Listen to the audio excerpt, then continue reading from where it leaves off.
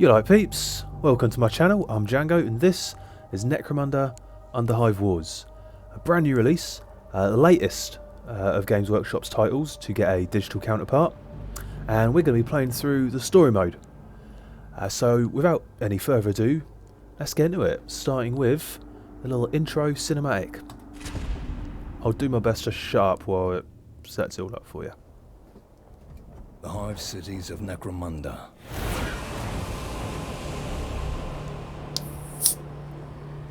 Untold billions crammed within mountains of metal. Vast insect mounds of tireless industry amid the toxic wastes of their own manufacture.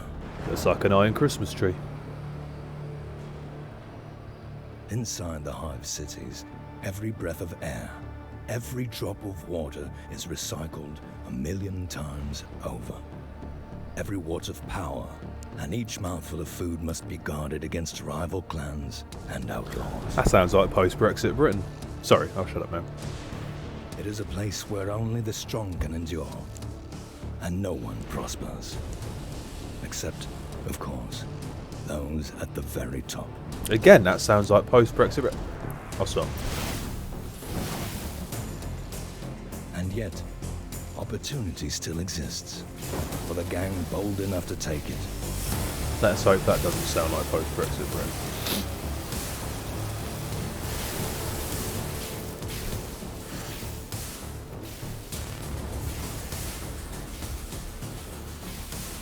In the foundation layers of the Underhive, all manner of treasures can still be found. Oh, looks like post-Brexit. I know. Lost, I'll stop. Forgotten, or abandoned in the dark. Ooh. What that?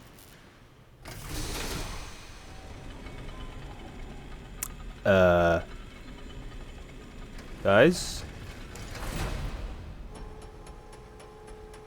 Guys? Oh, this thing's got a bomb written all over it.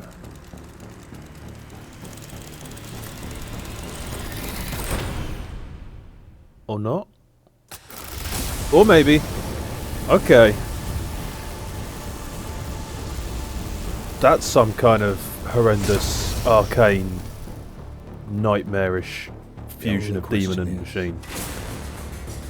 Who will get there first? But it is 40k, I guess, so comes with the territory. Title card. Right. Now, full disclosure, I have played it a bit. I played it a little bit last night when it came out.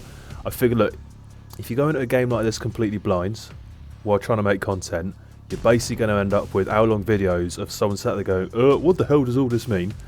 And basically messing up everything, which is basically what I did for the first 3 missions. But for the sake of this, we're going to go back to the start. Go from the beginning, and I'm going to pretend like I'm seeing all of it for the first time. So, Chapter 1, Hive Quake. Venturing far from home, Clan Escher gang as Vex and young Kyra traverse treacherous, unknown terrain to reach a secret gathering called by their gang leader. Let's see what happens.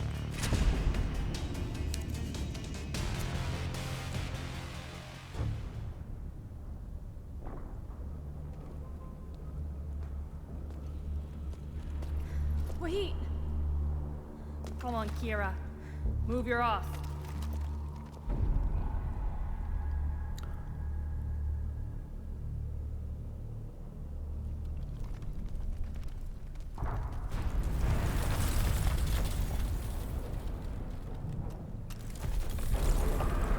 Watch out!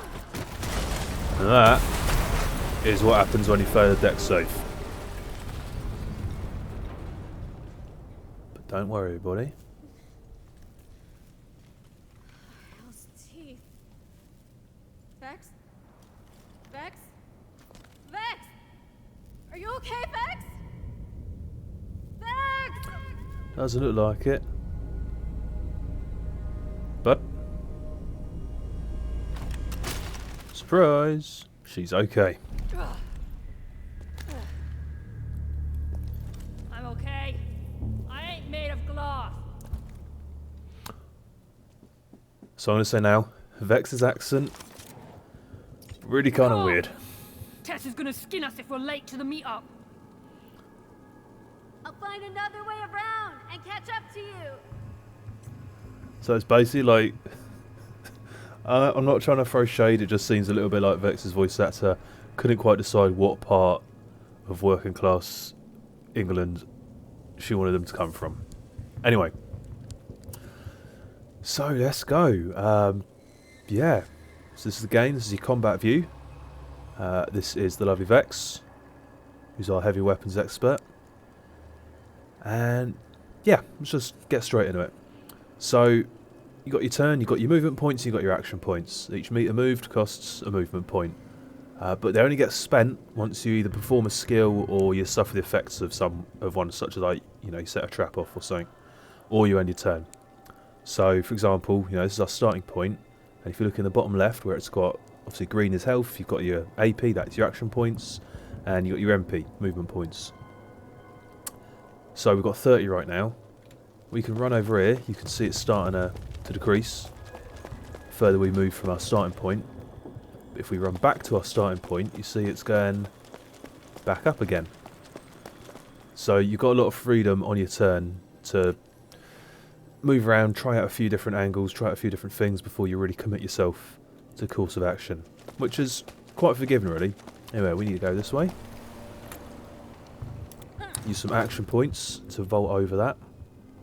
And then yeah, your maximum movement range is represented by that little thin orange line there, little orange circle thing around you. And it gets recalculated whenever you've actually spent your movement points, such as when we just vaulted over that barrier. So yeah, that's pretty much all there is to do on this turn. Oh, ran a little bit hard into the cover there. So yeah, end our turn with Vex. Now, we've got Kyra. I will say, if this is what post-Brexit Britain is, then I really hope we all get hairdos like that, because that's pretty badass. So yeah, you've got a tactical overlay. Allows you to visualise the location of fighters, objectives, anything in the environment you can interact with, even if they're being blocked by said environment, which is useful, because you look around the map, pretty gorgeous, but obviously there's a lot. Necromunda's all about, it's kind of three-dimensional, horizontal as well as vertical battlefields. And yeah, your vision's often obstructed by big fuck-off bits of terrain like that. So you hold down control, and now I can see Vex is just down there. There's a barricade over there. So that's one of those interactable elements I was talking about. And then over there, that little green circle, that's going to be our exit. So we get the fuck out of here. So you'd think, looking around, how the hell do we get from here? Come up here and it says jump. Jump. Just jump down there. You'll be absolutely fine. But no. Looking up in that top left, it does indeed say approach the ledge and jump down to reach Vex. At this point, I think you'd be forgiven for thinking I'm just going to splat on the floor down there. That's what the game wants me to do. The game doesn't tell you got a bloody abseil kit built in. So why do you think Chesser has called a meeting out here? Outside clan turf? She's gang leader. She calls the shots, not for us to question. No nonsense, Vex. Okay. Vault ourselves over. End our turn. So now, that's our first round. It's introducing us to another mechanic, which is you've got to pick which fighter you want to go first in each round. At this point, it's pretty moot. So, you know what? I'm going to go with Kyra. Just move her up from Tessera's been acting from the weird back. these past few days. You think she has a job lined up? You can count on it. We'll find out what's up when we see her. So, obviously, dead end here. Wants us to use the zip line to get down to there. Kyra can also do a thing where she sabotages zip lines, stops you from using them, but that wouldn't help us right now. Down we go. So you can see there's a lot of little tutorials popping up in the top right. Some of them pretty useful, but a lot of it is kind of overwhelming info, if I'm honest. I was trying to pay attention to every single one of them as I went along, and yeah, it can pay off, but a lot of the time you're reading stuff going, well, I have no idea what that actually means. But, so it's telling us now about the strategy view, basically your map of each area. It's pretty useful. So obviously the yellows, that's us. It's marking our next little objective. It's marking interactable objects. I've got a health dispenser just there. And it's showing you terrain and everything. There's the barricade that we're going to have to blast our way through. Got the zip line marked on. It's pretty handy. But anyway, we'll just move Kyra up to the edge here. End her turn. And now we've got to pick Vex. I always forget to select him at the start of a turn. Oh yeah, so something else we can do is, using this map, is you can place beacons. You get 4 little beacon icons that you can select. So we'll just put one over the health dispenser.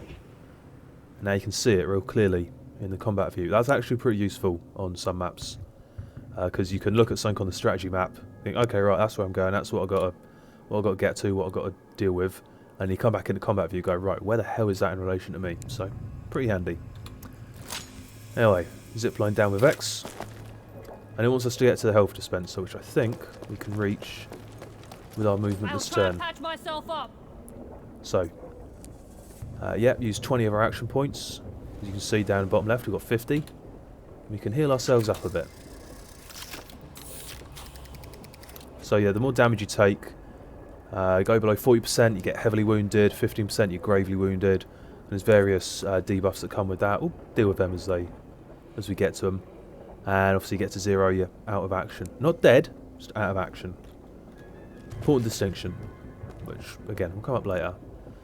So, let's just keep moving. We can't take down this barricade to go further. Allow me. Took the words out of my mouth. So, target the barricade.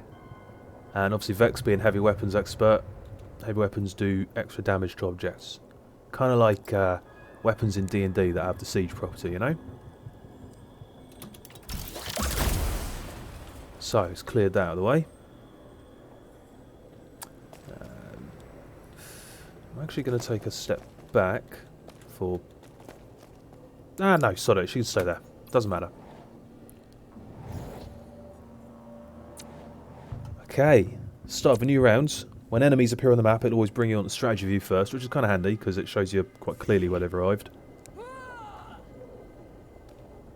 Slightly confusing on this map in that the enemies look just like us. But there's a reason for that. Okay, so round 3. So what's going to happen now, and we can see this holding down strategy view, not strategy view, tactical view, whatever. So right, we're in the fighter selection phase right now, where we choose who we want to go first. But we choose someone, and the other team chooses someone, right? And then both those two people go, and then you each choose an additional person. You'll see, it'll make sense. Now, the game doesn't tell you this. I had to figure this one out, but you can actually get a bit of a jump on them. You know who they're going to pick. If I hold down control, so I'll explain this later, it'll tell you that if where they've got that little icon next to their name, there's that little blue icon, that's their class, right? And if it's got a full circle around it, they haven't acted yet. If it's got a half circle, they're like halfway through or whatever, and if it's got no circle, they've already had their turn in this round. If they've got little bumps around the circle, like Morin up there does, that's who they're picking for this round. And you can see Morin has, because here's the other thing, this determines what order people go in. You've got the initiative, the little INI. Vex has a pretty shit initiative, she's got 61. Kyra's isn't much better, it's 72. Morin is 102. Trixie there, 81. So whoever I pick, Morin's going to go first. Now I'm trying to think, probably the best thing to do, and I know I messed this up when I first did it, it's going to be going to pick Vex. I mean, she's going to get shot at by Morin anyway. 2 more idiots. Where do you think you're going? Tessa has lost it, dragging us out of our home turf. So obviously a little bit of politics going on between the members of our Out clan. of our way, Morin. I won't ask twice. You fool! I'm taking us back. Tessera hasn't got clearance from the matriarchs. The clan will exile us if we don't turn back. Screw it. Let's do it then. Okay, so Vex taking 38 points there. And she's pinned. Pinned means you take a penalty to your movement points for your next turn. So where I'd normally have 50, I've now only got 40. Just for this round. So, Morin's taking cover up there. I don't even have line of sight. Now I could move to try and get line of sight, but it's like barely. I'd have a 17% chance of hitting. Not really worth it. And this is what I mean about you can move, check things out. Like until I lock in that I want to shoot her, it doesn't cost me anything. Like not even movement points. So I can run us back around here, which I'm going to do. And I can take position over here and aim at this one instead. Trixie. I've got a 100% chance of hitting her. Fire away. Oh! I would, except to press the wrong button. Alright, open fire. Normally you think a headshot with a las cannon would kill someone, but never mind. So you've also got a thing. Weapons jamming. So bottom right corner, you see there's a couple of little doodads down there. And one of them, you see our gun with that little red wrench symbol flashing over it. So that means jammed. And it's because that little bar next to it is full up. So if I choose field repair, costs me 15 AP, clears the jam. I've now only got 5 AP left, so all I'm going to be able to do is kneel. It just gives you a little boost to your evasion, slightly less chance of being hit. That is my turn. What do you mean I'm in an unsafe zone? Oh, it's because I'm too close to that bloody zipline. Yeah, but if I stand up now and move, I won't have enough action points to kneel again. That's annoying. So I'm just going to have to... It will teleport me to wherever it thinks is best. I have had that teleport me inside crates, but this time it's just bumped us over to the side a little bit. So now we're picking fighters again. Oh yeah, so you can see more detailed stats of somebody if you look at them in strat view. As you can see there, it's giving my AP, my MP, it's showing me the guns I've got equipped. I don't know what that stuff in the little shield underneath initiative is. That little green skull with the up arrow, the ×2, that's saying I've got 2 buffs active. You can see the details on that on the right. So I've got the Saboteur perk. I've never used the carry skill or whatever, so don't know what that is. Oh, and support consumables cost me 10 less AP to use as well. Substats, don't even go there. Just not even going to try and take all that in. You're never going to remember all of it anyway. So anyway. Select Kyra. There is no one else. Now we've got this melee specialist who's going to come over and give me a slap. With a big fuck off axe.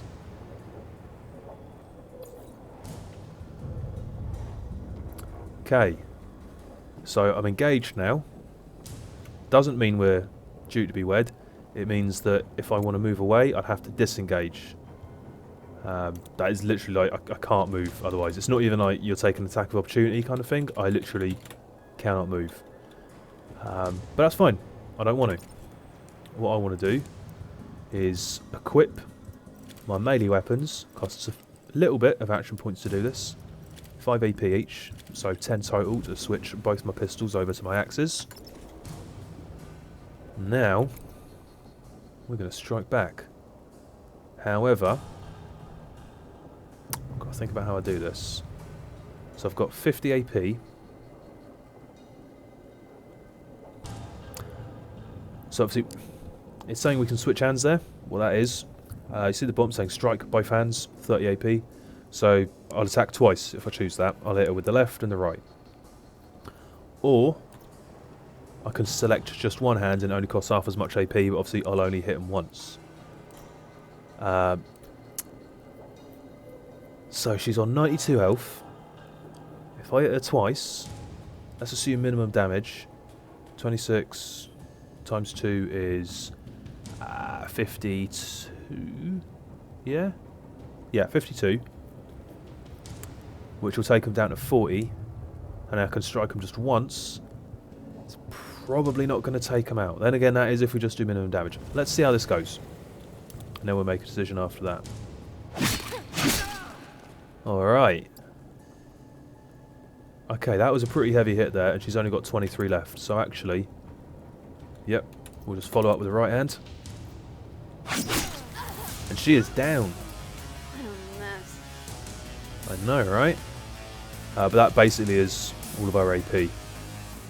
So we can loot them, but I think right now it's going to be better, since we're going to have Morin firing on us in a minute, to just take a knee, and wait, see what happens. Okay, so now we've got Selective Fighter. I'm going to pick Vex. I mean, Morin's going to get to go first anyway.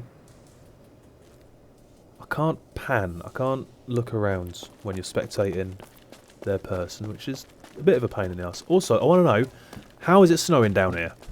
Seriously, we're meant to be deep in the Underhive. Where's the snow coming from? Okay, so Morin, knowing she ain't got line of sight, not wanting to get closer into range, it's just bugged out essentially. But we do need to kill her, so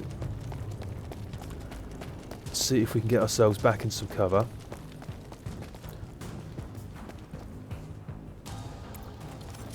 %71% chance of hitting. It will take us down to... we'll have 20 AP after it, so we should be able to just sidestep and kneel down once we've taken the shot. And we missed. Just total whiff. Alright. I mean, we could always field repair. We've got the AP. Here's the thing. It's like... there's not a limit to how many times we can field repair. It is just a matter of AP. Sure, we've only filled up the little bar down in the bottom right a tiny little bit. But what else are we going to do with that AP? You can't... can you carry it over? I don't think so. Actually, can you? I suddenly have a feeling that you can. I'm sure I saw something about that when I was playing around the first time. Alright. So we will. We'll turn.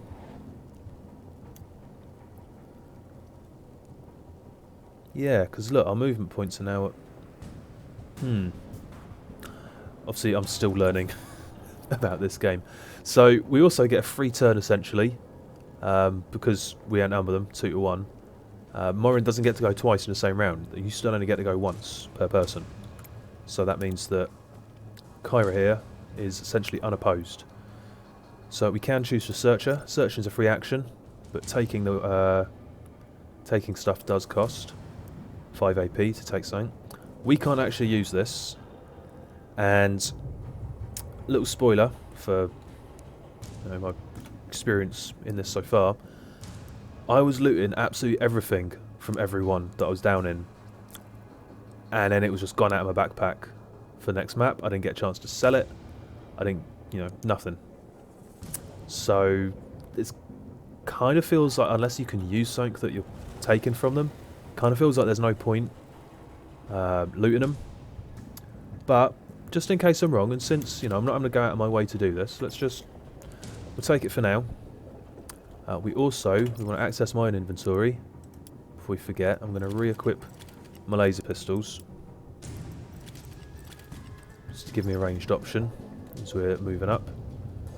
Do we want to stop off and heal? Nah, there's no point. We'll be fine. Famous last words. I'm actually going to bring Kyra up. It's a bit awkward because actually I put Vex too neatly behind the cover, And as you can see, we've got these little green circles around us. You cannot move into even an ally's little zone of influence, or whatever you want to call it. We can't overwatch right now because we don't have enough AP, unfortunately. So we're just going to take a knee. And we're going to wait. Alright. Now this time round, I'm actually going to select Kyra first. We're going to see what Morin does.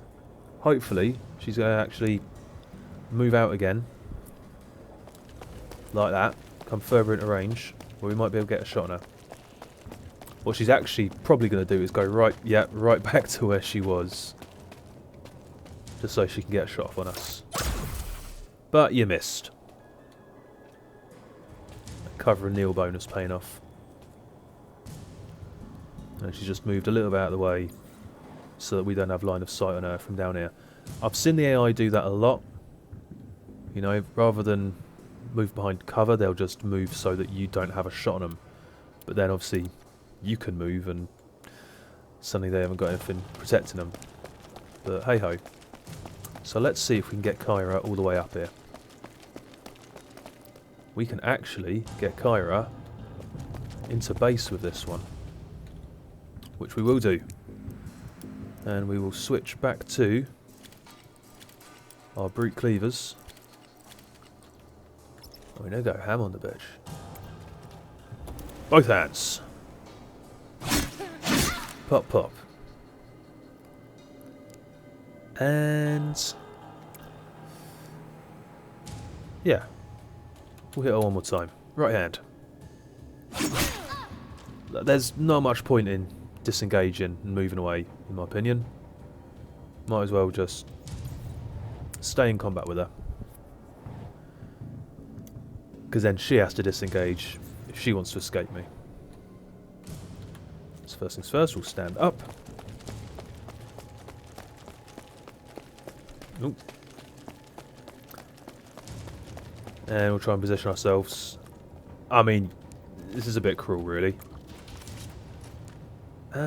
What do you mean no valid targets? Target is too close. Oh, alright. Let's back up a little bit. There we go.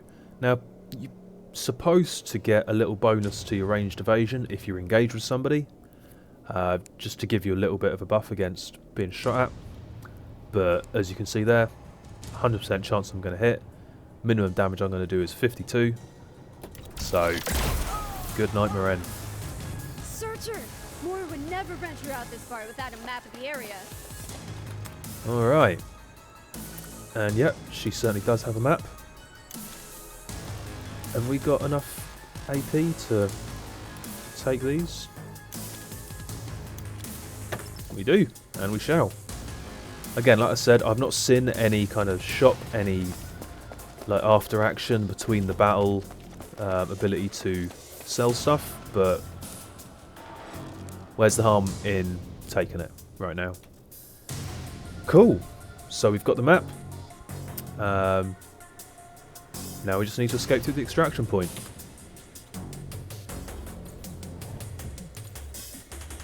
Arguably, it might have been wiser to. I can see sense in certain situations rather than teleporting Vex out there and then wait until they're both in the extraction point, and then taking them both out back to back. But there's no enemies on the field right now, so it really doesn't matter. Come on, the meeting place is just up ahead. Boom, just like that. First mission done. I mean, let's be fair. It's pretty easy. It is first part of what is essentially a tutorial.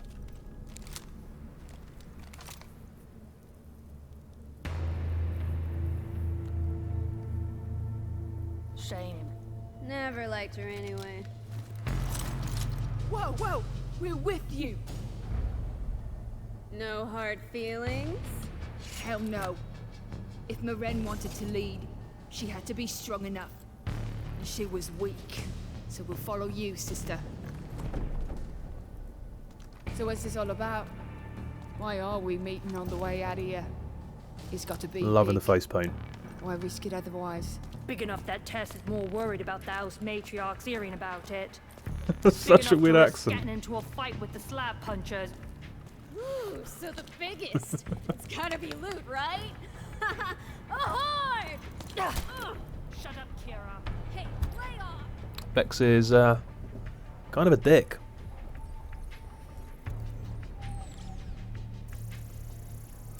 So I will say, for a 40k based game, not as gory as I thought it would be, if I'm honest. Anyway, so that's the first mission, and that'll be the first video in this little series going through the campaign of Necromunda Underhive Wars. Hope you enjoyed it. Join me in the next part, and we'll get underway with Chapter 2, where things expand a bit, gets a bit bigger, and you get to see a bit more of the gameplay. It's the first mission that really feels like they're taking the reins off, although it is, like I said, the story does feel a little bit like a glorified tutorial just to get ready for multiplayer. Not too surprising in this day and age, if I'm honest. Anyway, thank you for watching. Hit that like and subscribe. I'm hoping to bring you a lot more content, not just Necromunda, but pretty much you name it. If I play it, I want to make content of it. So hit that like and subscribe. I'd really appreciate it, and join me for the next part. Thank you. Goodbye.